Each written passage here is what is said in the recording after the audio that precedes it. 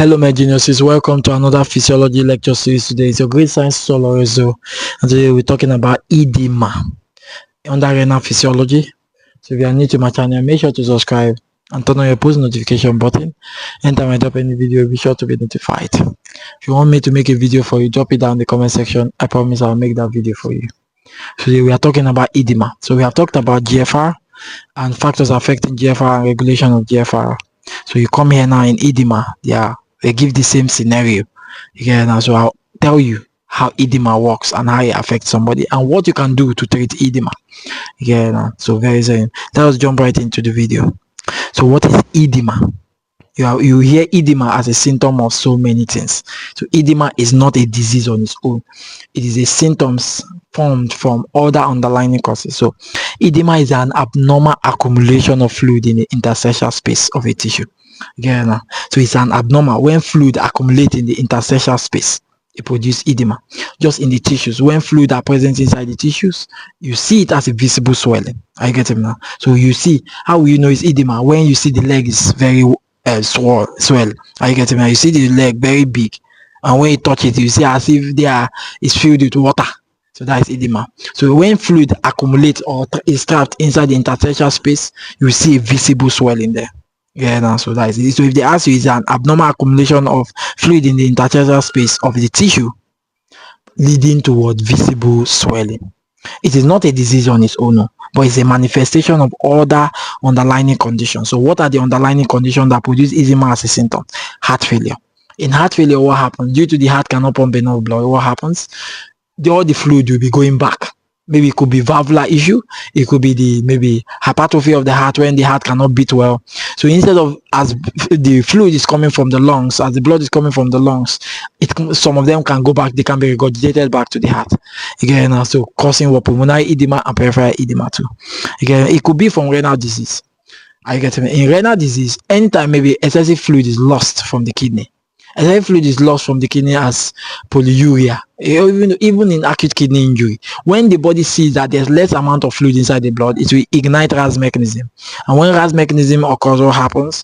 The body will start producing fluid, trapping it in the tissues. I get it now. So it can be in acute kidney injury. Acute kidney injury, it could be there where there's oliguria, and since there's oliguria, what happens? There are more solute inside the blood. The body will now do RAS mechanism. You get it now. So it could be local inflammation. In local inflammation, what happens? The body releases vasodilatory toxins.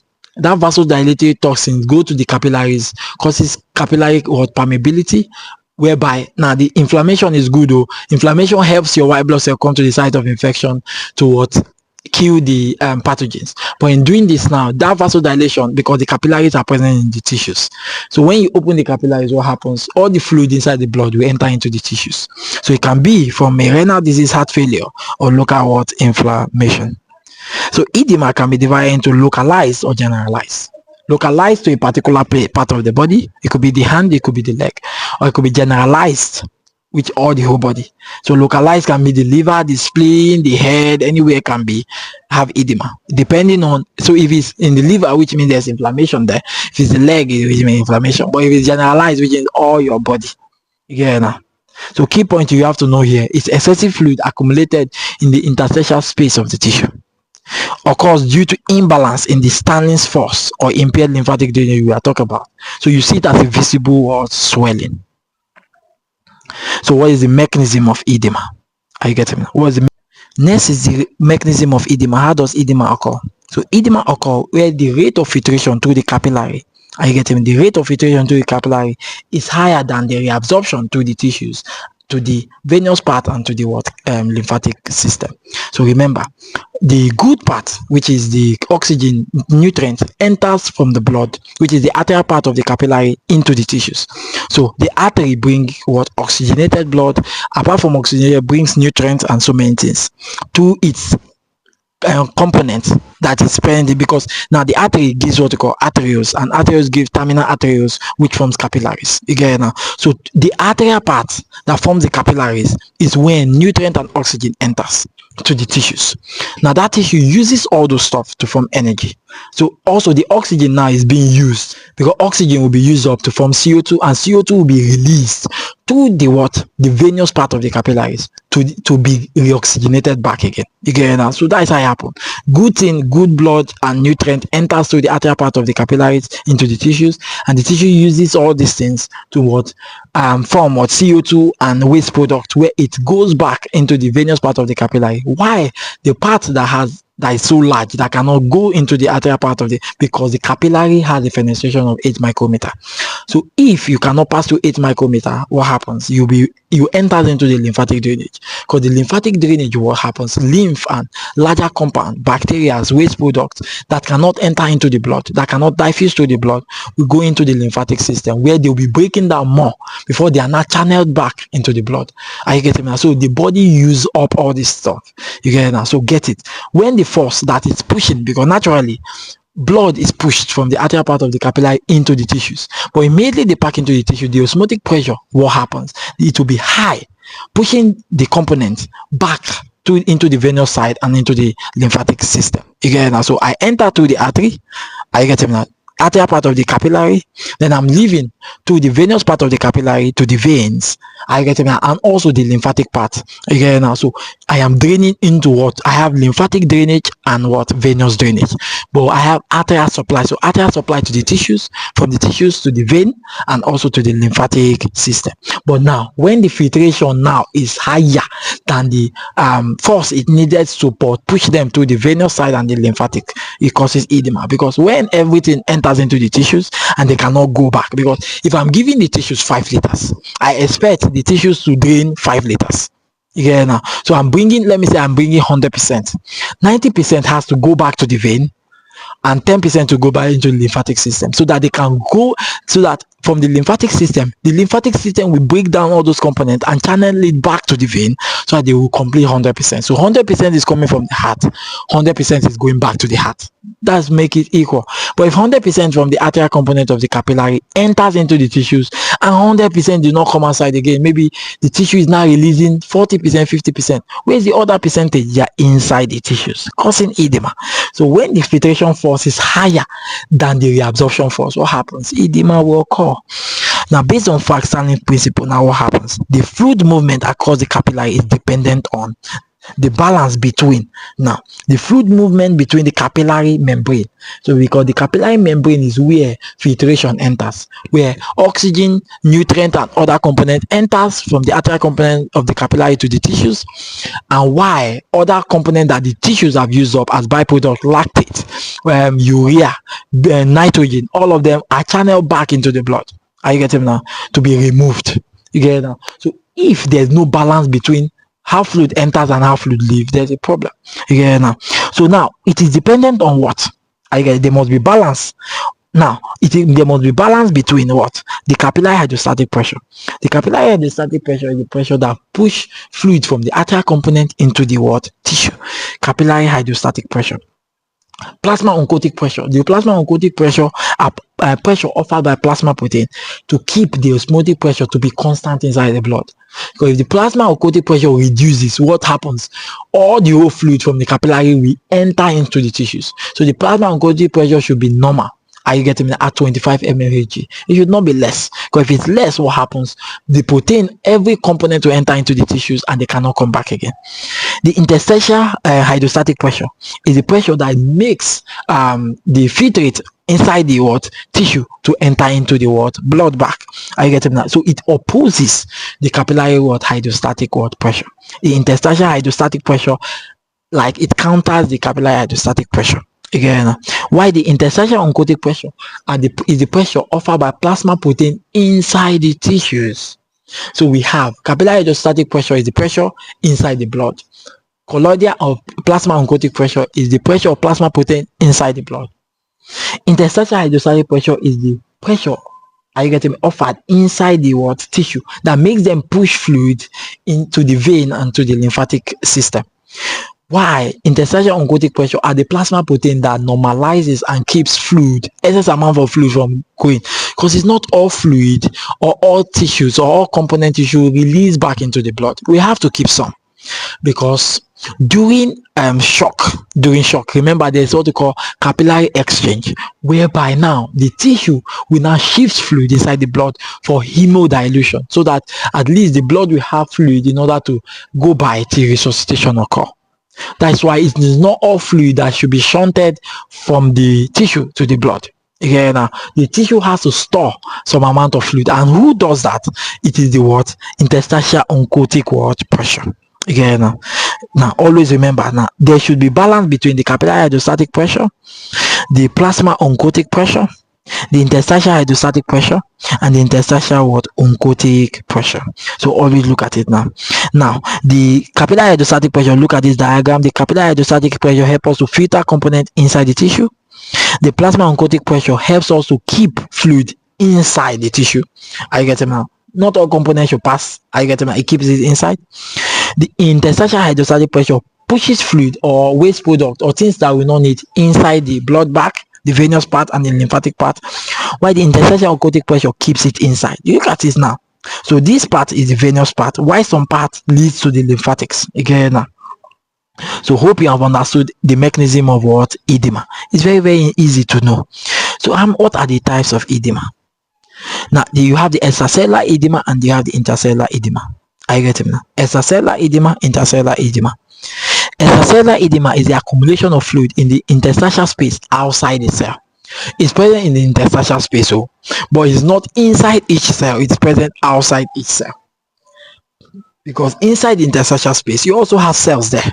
Are you getting now? And inside that cells, if the fluid is outside the cell, are you getting now? You have what you call extracellular edema. But if this fluid is present inside the cell in that same interstitial space, you call it intracellular what? Edema. So what are the factors that are causing extracellular edema? One, for you to have extracellular edema, what happens? You have increase in capillary hydrostatic pressure. So when you have increase in capillary hydrostatic pressure, what does it mean? If there's increase in pressure that is pushing fluid and nutrient inside the tissue naturally, the pressure should be about 30 mmHg. That is the pressure. So if the pressure is exceeding 30 mmHg up to above 30, 50, 60 mmHg, what happens? Every component in the blood will be entering into the tissues, because the capillary hydrostatic pressure only helps to filter and should be what? Balanced and suppressed by the plasma oncotic pressure. If the plasma oncotic pressure helps to regulate the thing that leaves from the blood to the tissues. If the capillary hydrostatic pressure is high, which means every component of the tissue will enter, every component of the blood will enter into the tissues. I get him now. So when it enter into the tissue, what happens? There will be congestion of fluid inside the tissues. It can occur during congestive heart failure. In congestive heart failure, what happens? The heart is weak, and if the heart is weak, what happens? All the fluid, the fluid will be going back. Naturally, the fluid from the IVC and the SVC, which is the blood, should enter into the right atrium. When they enter in congestive heart failure, don't forget, in congestive heart failure, congesting, which means there is fluid overload. Blood is the venous return is high, entering into the right atrium, but the heart cannot pump out the blood because there's valvular damage, there is ventricular hypertrophy, there is damage to every part of the heart. So instead of fluid to be coming inside the heart, fluid will be going back to the IVC and SVC. So you'll be seeing jugular distension. Fluid will be returning back from the IVC to the rest of the tissue. There will be liver hepatomegaly. There will be ascites, because the peritoneal fluid is supposed to drain inside the IVC. So there will be peritonitis or ascites. You get that? There will be splenomegaly. Other organs will be enlarged. There will be in the brain too. There will also be cerebral edema. You get that? So congestive heart failure can call it venous obstruction. Something is blocking the vein. The vein is being blocked. Are you getting that? And anytime the vein is being blocked, what happens? The connection, remember, I told you from the tissue, the fluid is supposed to go into the vein. But if something is blocking the vein, fluid is supposed to pass to the vein, there will be retrograding of fluid back into the heart. Blood will be going back. All fluid will be going back. Instead of them to go, the venous pressure will reduce. Okay, now if the venous pressure reduces, what happens? All the whole fluid will return back into the tissues. Artery dilation. So when there is excessive permeability or dilation of the arteries, what happens? The fluid will be entering into the tissue continuously. And so always remember, congestive heart failure, deep venous thrombosis, when there's thrombus in the vein, causing fluid to go back into the tissues, and also there is arterial dilation in sepsis, because when there's sepsis, there will be vascular permeability, and every component of the blood will enter into the tissues. Also, a decrease in plasma oncotic pressure. What is plasma oncotic pressure? Plasma oncotic pressure occurs when the plasma proteins helps to regulate the osmotic pressure. So if the plasma oncotic pressure is high inside the blood, there will be increase in plasma, there will be increase in osmotic pressure, drawing fluid from the tissue into the blood. But here, the body makes sure that the plasma proteins are normalized, so as to prevent capillary hydrostatic pressure from pushing fluid from the blood into the tissue. We want to keep a considerable amount of fluid inside the blood, so that there will not be hypovolemia. During shock, when the blood volume has decreased, the tissue can donate some fluid to the blood. Also, the tissue can see fluid that it can use to go by. So we don't want to drain, we want to normalize it. Let some fluid be in the blood, let some fluid be in the tissue. So who does it? The plasma oncotic pressure, which is the plasma protein. Again, they help to normalize it, and usually about 25 mmHg, while the capillary hydrostatic pressure is 30 mmHg. So simple. So, but if the plasma protein reduces, anything that makes the plasma protein to reduce, what happens? Everything from the blood will enter into the tissues, which we don't want. So we have to regulate and balance the plasma protein so that they will there. And what are the plasma protein? Albumin, globulin, fibrinogen. Again, so they're supposed to be present inside there to normalize and balance the capillary hydrostatic pressure and the plasma hydrostatic pressure, to balance them. And so therefore, when do we have whereby, which condition? So therefore, which condition causes what? The plasma oncotic pressure to reduce? One, we have what? We have hypoproteinemia. When you have low amount of plasma protein in the blood, it could be that you are not taking enough protein. So when you don't take enough protein, what happens? Your protein component will be low. And if your protein component is low, you are not producing protein. And when you are not producing protein, your body is not utilizing protein. Plasma protein is not forming. Then what happens? You have hypoproteinemia. Also, liver disease. When you have liver disease like cirrhosis, what happens? Albumin synthesis, globulin synthesis will reduce, because globulin is formed from the bone marrow, but albumin is formed from the liver. So when you have bone marrow damage, you have globulin damage. Globulin will not be secreted. If you have liver damage, albumin will not be secreted. So your plasma protein have reduced. So the normal plasma protein is about 7.3 milligram per day, while albumin is 4.7, globulin is 2.3, fibrinogen is 0.3. So when they are low, what happens? You have what? Reduction in what? Plasma oncotic pressure. Also, nephrotic syndrome. In nephrotic syndrome, what happens? There's protein loss. There's proteinuria. Proteinuria, whereby you lose protein greater than 3.5 microgram per day. What happens? And it's usually caused due to glomerular nephritis. In glomerular nephritis, what happens? Bacteria or any pathogens have damaged the glomerulus, causing everything inside the glomerulus to be filtered.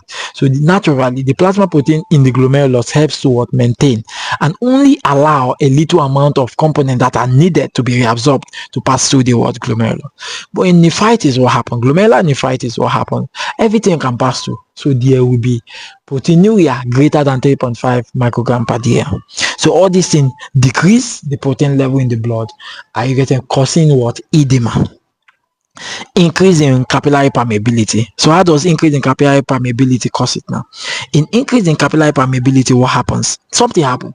Pathogens is present inside the blood, and since they are present inside the blood, what happens? They cause what we call inflammation. So anytime there's infection or there's any pathogens present inside the blood, what happens? They will invite white blood cell. Immediately, pro-inflammatory cytokines will be released. Now that pro-inflammatory cytokines are there, IL-1, IL-6, tumor necrotic factor alpha. Are you getting me now? There are so many things. Also, mast cells will be degranulated, and mast cells secrete what? Histamine, bradykines. Membrane phospholipid will also be secreted. What happens? Releasing leukotrienes. All these things will go to the capillaries, widen the capillaries. Usually the venous side of the capillaries, so they widen it. what happens? Every component inside the plasma or the blood will enter into the tissues. Okay, now so protein too will leak inside the tissues. Why? Because of what? Vascular permeability, leaky. All the capillary will be leaky, usually during inflammation. I told you, inflammation, allergy. During allergy, what happens when an allergy that your body is sensitive to, if it enters into your body, IgE will be secreted, go to the mast cells, break down the mast cells. When they break down the mast cells, what happens? Mast cells release so many. Also, prostaglandin will go to the hypothalamus, increase the hypothalamic set point, causing fever, which will even vasodilate your capillaries more. Get it now? So all these things will cause. So when increasing capillary hydrostatic pressure, which means the pressure is high in the capillary, forcing all the fluid inside the tissues. Decreasing plasma oncotic pressure, whereby all the plasma protein are lost. Either you urinated it out, or either you did not form them, or either you are not eating well. You get it now? Also, lymphatic obstruction. What happens in lymphatic obstruction?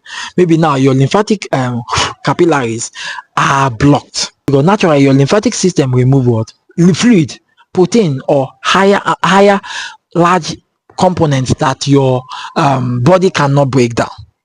Naturally, the only thing that pass through are components that are less than 3.5, usually non-ionic compound, CO2, water, all those stuff that are non-ionic, they can diffuse faster. Or other components that are less than 8 micrometer, they can pass through the capillary to go up. But what about components, protein, bacteria, fats that are not broken down easily? Where will they go? They will go into the lymphatic system to be broken down. But what about if something occurs whereby the lymphatic system are blocked, or where the lymph nodes are removed? Lymphadenopathy. When the lymph nodes are removed, what happens? If fluid want to be drained into the lymphatic system, they cannot drain, because one, the lymphatic vessels are removed, the lymph nodes that break all these things down are also removed. What happens? All of them will stay inside the tissues. Are you getting now? When they stay inside the tissue, what happens? Remember, I tell you, 90% is drained inside the vein, while 10% is drained inside the lymphatic system. But what about when you have removed your lymph node that helps you to break down these large molecules, bacteria, viruses, parasites that are trapped inside the tissues? Some proteins, unfolded proteins that are supposed to be broken down. If there's lymphatic obstruction, or there's inflammation of your lymphatic tract, maybe there's a inflammation like from bacteria that inflame the lymphatic system, what happens? This blocks the lymphatic system and put all the fluid back into the tissues. Also, it can be from post-surgery mastectomy. In mastectomy, what happens? You remove some of the axillary lymph nodes. If you remove the axillary lymph nodes, what happens? Some lymphatic fluid that are draining from the upper limbs cannot drain back into the what? Into the cervical lymph nodes. Are you getting now? What happens? It will store inside the tissue, so you have edema of your what? Upper limb. Naturally, all the lymph nodes in the axilla drains lymph from the what? Upper limb. All the lymph from the upper limbs are drained to the axillary lymph node to the neck. So, but when you in mastectomy, what happens? You have to remove the axillary lymph node so that the breast cancer will not spread. You get it now? But in doing this now, you have caused problem because fluid cannot be drained. Also, in filariasis, what happens during what? Elephantiasis, caused by what? Parasite too.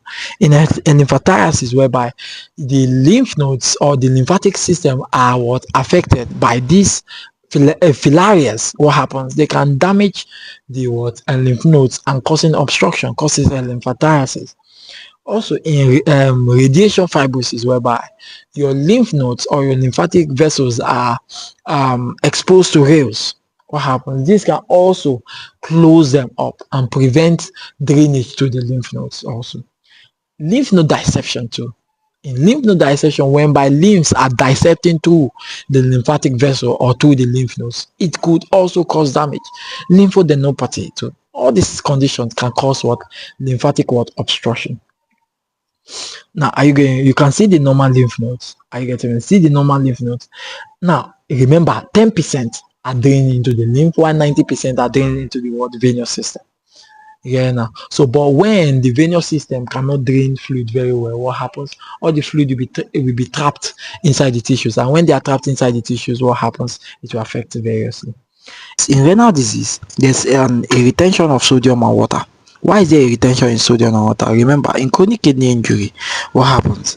There's damage to the glomerular capillaries, which is the glomerulus itself is damaged, usually due to what? Bacteria or any inflammation, which dilate or causes capillary permeability, because glomerular nephritis, which means inflammation to the glomerular capillaries. And when there's inflammation to the glomerular capillary, what happens? That wideness of the capillaries will cause every content in the blood to enter into the tissues. So which means if there's glomerular permeability, every content in the blood, both big and small, will pass through the glomerulus to the bone marrow capsule, which means we'll be urinating everything that's coming into. So that is what it is, a very prominent cause of what we call chronic kidney injury. In chronic kidney injury, we can be divided into nephritic and nephrotic syndrome. But one thing you have to know now, in nephrotic syndrome, that's where there's a release of plasma proteins. Remember, that release of plasma protein, plasma protein helps you to regulate the exit of substance through the blood, which helps you to regulate the capillary hydrostatic pressure. So when you reduce plasma protein by urinating all the plasma protein, there will be hypoproteinemia, because the albumin level will reduce, the globulin level will reduce. Why? Because they are coming out from the urine. Now, in doing this too, your water level will drop. And if the water level drops inside the tissue, what will the body see? The body will see that there is hypovolemia and RAS mechanism will occur. So that RAS mechanism will cause that the body will start reabsorbing much more water. Many waters will be being reabsorbed into the blood, but in doing this, remember, it's already an inflammation. All the capillaries in the tissues will open, causing all the fluid to enter into the blood. You get it now? So remember, due to the reduction in plasma protein, the plasma protein level is about 25 mmHg naturally. 25 mmHg. So due to the kidney is losing all the protein. Since it's losing all the protein, the protein level have reduced. As it's urinating everything out, what happens? That plasma protein that is necessary to counteract the capillary hydrostatic pressure, because naturally I told you, for the tissues, the capillary hydrostatic pressure is about 30 mmHg. Why the plasma oncotic pressure is about 25 mmHg. So due to the fact here that the plasma oncotic pressure has reduced due to the reduction in plasma protein, causing proteinuria, which is seen more in nephrotic syndrome, because in nephrotic syndrome, the differences between nephrotic and nephritic syndrome, that in nephrotic syndrome, the plasma protein excretion is higher, about 3.5 milligram per day. Are you getting me now? The 0.5, the protein level is reducing. Why? Because you are urinating everything out. In doing this, no plasma protein to regulate the capillary hydrostatic pressure, which means every fluid that comes into the blood will enter into the tissue. Are you getting me now? And remember, when all the fluid enter into the tissue, what will happen? There will be accumulation of fluid in the tissue, causing extracellular edema. So one thing you have to know, the permanent cause, the renal disease, is one cause of extracellular edema. Especially which part of kidney disease? The renal disease. You have the chronic kidney disease, which inside the chronic kidney disease you have the nephrotic syndrome. You have the nephrotic syndrome. And which type of what causes nephrotic syndrome? You have glomerular nephritis. But it could usually be acute glomerular nephritis, because when it enters glomerular nephritis, chronic glomerular nephritis, you have to do a kidney transplant. So how do you know? You check the BUN and the creatinine, because the BUN, creatinine, and uric acid will be high, because the kidney will not be able to excrete them. Even though the kidney is excreting them, the body will lack some of all these structures. And also the sodium and water level will increase in the blood. It will increase by the sodium and water level will reduce in the blood, because everything will be entering into the tissue. There will be hypovolemia. Are you getting me now? Also, the urine formation, there will be polyuria. And also the lactate level will be high, because it's hard to be struggling. There will be tachycardia. All these things are important, because renal disease can be a major cause of edema. You get it now? So the next one here, what is type of extracellular edema? Because first of all, we said there's localized and there's generalized edema. Localized edema, one part of the body. Generalized edema, everywhere. Then the edema is now divided into what? You have the extracellular edema and the intracellular edema. Extracellular edema is outside the cell in the interstitial space. So in the interstitial space, you have cells in the interstitial space, but now the extracellular edema is outside the cells in the interstitial space. So they have two types of extracellular edema. You have the pitting and the non-pitting edema. We have the pitting and the non-pitting extracellular edema. So how do you differentiate it? It's just a simple procedure. Are you getting me? So when you press your hands inside the edema, what happens? When you press your hand inside the tissue, what happens? It will create a depression. There will be a depression that will be created when you put that depression will be in the tissue. Why? Because the tissue is just, there's too much fluid there. So with that fluid, you will create a depression. So that depression, it will take time before the depression will be normal, about 30 seconds. Yeah, 30 seconds or so, 25 seconds before it will come up. But it depends on the seconds. When it is less than 10 to 15 seconds, which means the edema has not progressed. The edema is just acute. It has not progressed. But if it takes up to 30 seconds and above, which means there are too much fluid that are accumulated in that space. Again, so that is pitting edema. Pitting edema. Put your hand inside, they will create a depression. Taking your hand out, what happens? You see that depression, and after like 30-40 seconds, it will come back. Again, so there you see the picture. There is normal. You apply pressure with your finger, and you see a pit will remain there. Are you getting now? This occurs when the fluid is freely moving in the loose tissue. So the fluid is moving inside the loose tissue that creates that depression. So which condition can you see pitting edema? You can see in congestive heart failure. Remember, in congestive heart failure, there's what we call fluid overload. The heart is not contracting enough to push blood, and again, much blood is coming from the SVC IVC into the right atrium. And if the body is pushing in more blood, pushing in more fluid and blood into the heart, and the heart is not pumping enough to bring out this fluid, what happened? And fluid is backing up in the tissues, in the lungs, in the peripheral body. What happened? Due to there's much more fluid overload, which means there will be pulmonary edema, there will be peripheral edema, there will be hepatomegaly, there will be ascites, there will be jugular distension, there will be cerebral edema.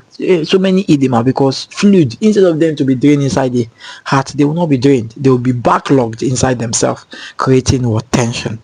Yeah, so congestive heart failure, renal disease like CKD, chronic kidney injury, nephrotic syndrome. Hypoproteinemia, which is when the protein level, the plasma protein level is low. Now remember, I told you that the plasma protein level, the albumin is about 4.7 always, globulin 2.3, fibrinogen 0.3. Yeah, now so total all the plasma protein are 7.3. So if you check your the serum plasma level in your in the protein panel, you see that it's less than 7.3. Then do for differentials, check the albumin, because sometimes globulin can be low. Sometimes globulin can be normal and albumin will be affected, causing hypoalbuminemia. Yeah, sometimes now albumin will be normal, globulin will be low. So if albumin is normal, are you getting now? Globulin is low, which means the issue is from the bone marrow. Are you getting? Because the bone marrow produces globulin, which is necessary for formation of antibodies. But if it's albumin that is affected, you go to the liver, which means the patient is already having a liver damage. Then you check the LFTs, to the serum LFT, the LFT panel to check what is happening.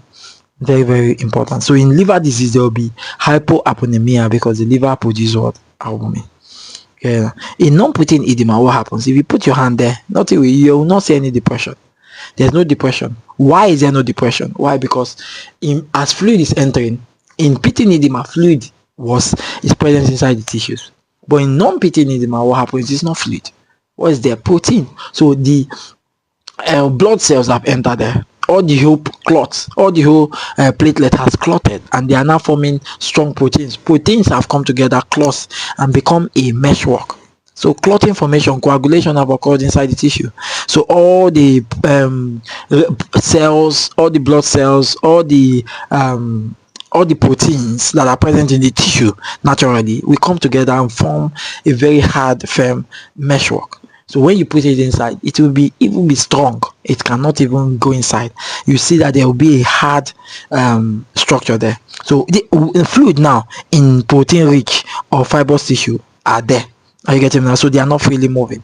But in the pitting edema, they are freely moving. But in this one, protein are not freely moving. They are solid structures, so they stand there. You get it? So this can be seen in what? Lymph edema. In lymph edema, what happens? Remember, what is draining into the lymphatic system? What is draining there is what? Proteins. Large proteins, bacteria, fats. These are components that the body, the vein cannot break down, or the tissue cannot break down. So anything that cannot enter into the vein will go into the lymphatic system, so that they will be broken down, converted to lymph, and drained back into the venous system. So you have to be broken down into lymph. So if this protein accumulates. So in lymphedema, there are structures that block the lymphatic system, which cause the pressure in the lymphatic vessel to reduce, causing backflow of blood or fluid. You get that? So in lymphedema, in myxedema also is seen in thyroid gland. In hypothyroidism, there's myxedema. You get that? So all these conditions you can see. Now I hope you are getting it now. The next one is what? Intracellular edema. In intracellular edema, where's now the fluid? The fluid is inside the cell, not outside the cell. So remember, when there's accumulation of fluid in the interstitial space, you call it edema. You get it now? But now when the fluid is outside the cells in the interstitial space, you call it extracellular edema. But if inside the cell, you call it intracellular edema. You get it now? So when there's an accumulation of fluid inside the cell themselves, you call it what? Intracellular edema. So what can be a cause of it? I get it now. You have hyponatremia.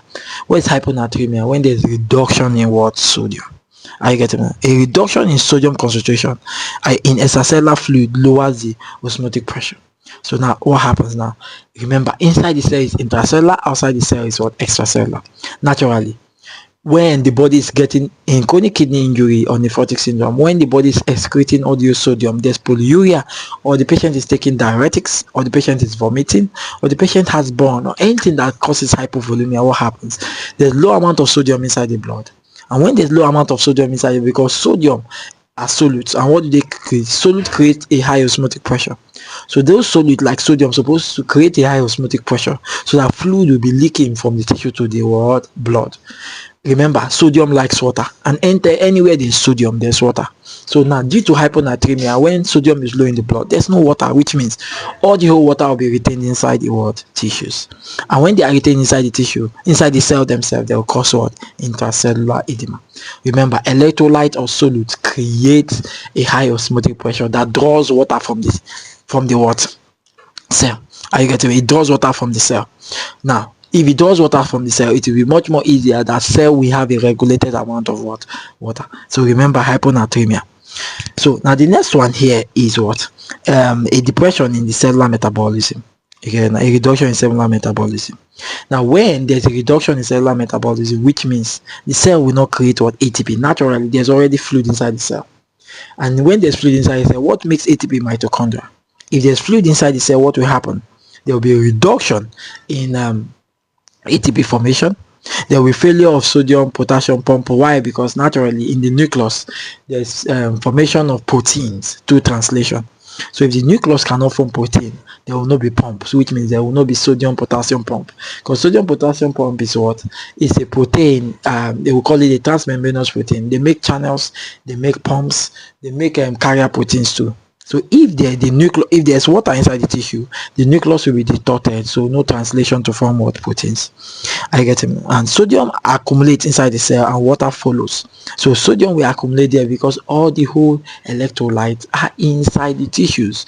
If they are inside the cells of the tissue, what happens? They create a high osmotic pressure, bringing fluid more from the blood into the tissue. So there will be decrease in cellular metabolism. Why? Because the organelles required for cellular metabolism are distorted, which means the mitochondria will not be working very well to produce ATP. The ribosome will be distorted to no protein formation. The nucleus too, which is responsible for transcription and translation, also will be affected. Okay, now, so the next one is tissue hypoxia. So what happens in tissue hypoxia? Naturally, when there's low amount of oxygen inside the tissue, what happens? There will be build-up of CO2. So CO2 will bind with what? Hemoglobin. Now, when CO2 binds with hemoglobin, CO2 will combine with water to form carbonic acid. And when they combine water to form carbonic acid, what happens?